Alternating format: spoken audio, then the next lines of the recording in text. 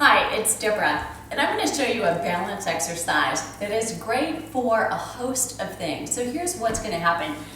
When you balance on one leg, all of these lower leg muscles around your ankle are stabilizing like crazy just to hold you straight up. So strengthening the ankle is actually going on while we're doing this one leg balance, which you might not have thought of before.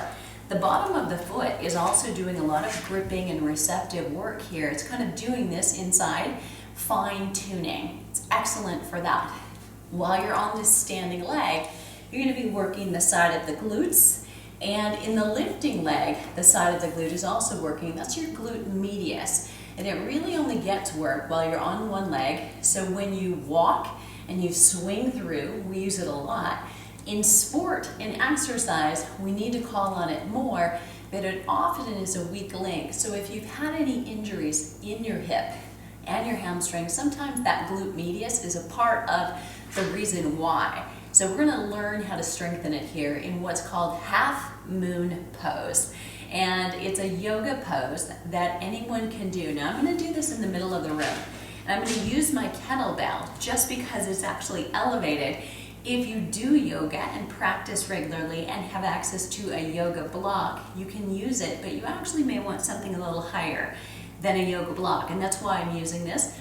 The other thing I want you to keep in mind is if I really wanted stability and help, I would do this against a wall right here. And there's no harm and no shame in using wall because it will actually help you balance while this working leg you're standing on is still going to get all of the work. So you know the wall is there, but you still try to come away from it and do all the work you can. So here's how to get into it. You're going to put your foot behind your base of support. Your other hand is going to ride up on your hip.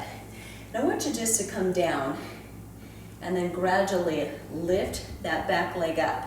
And I want you to really stand in the heel of your weight-bearing foot and just raise up here, and then once you're ready, you can raise up through the arm. Now on this first few times, you may never be ready. I'm going to keep my eyes down, but let me show you what you would do if you wanted to. You can actually turn your head to the front, but you want to do that only after you've had the practice of keeping your face down, holding it that way, opening your chest up, because where your head goes when it moves, the rest of you is also going to want to move. So I'm going to show you this on the other side, just to let you know that getting into it is really important. So step your foot about 12 inches from your support. You're going to bring your hand down, slight bend of this knee as you do that, and then when you get there, you're going to straighten it out. You want the weight in your heel, and you want to take that back leg and just let your arm rest right on your hip. Float the leg up. Now I've got that standing leg straight. I've got this leg up.